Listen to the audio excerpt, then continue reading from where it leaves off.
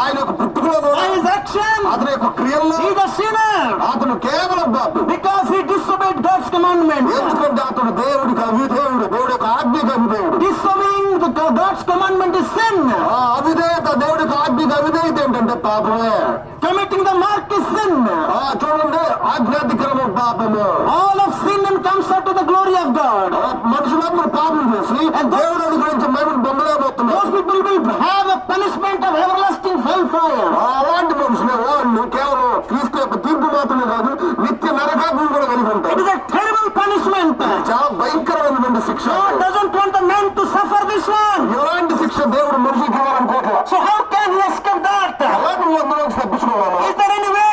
అక్కడ ఎవరు దారి Is there ఉందనుకుంటున్నారా? any plan? అక్కడ ఎటువంటి ప్రణాళిక Is there any ఉందనుకుంటున్నారా? solution? అక్కడ ఎటువంటి విడుదల విమోచన In ఉందా? the world, అక్కడ ఈ భూమి మీద ఏమి లేదు. there is no remedy for sin.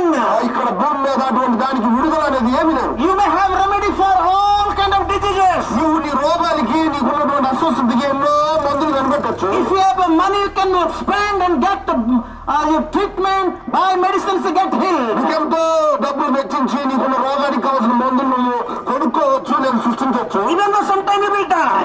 కొన్నిసార్లు నువ్వు అది వేసుకునే చచ్చిపోతావు. But there is no remedy for the sin.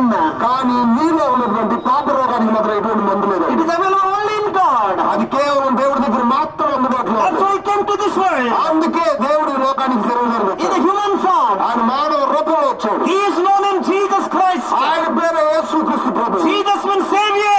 యేసుక్రీస్తుని రక్షించును. He said, I'm the way, truth and life. ఆయన చెప్పే నేనే మార్గం, సత్యం, No జీవం. one go to heaven except me. నా ద్వారా తప్ప ఎవరు పరలోకానికి Why వెళ్ళిపోయారు. accept Jesus Christ? ఆయన అంగీకరించడం ద్వారా, Why accept Jesus Christ? Nobody will go. ఆయన అంగీకరించడం మాత్రమే కానీ ఇంకా వేరే దారి లేదండి.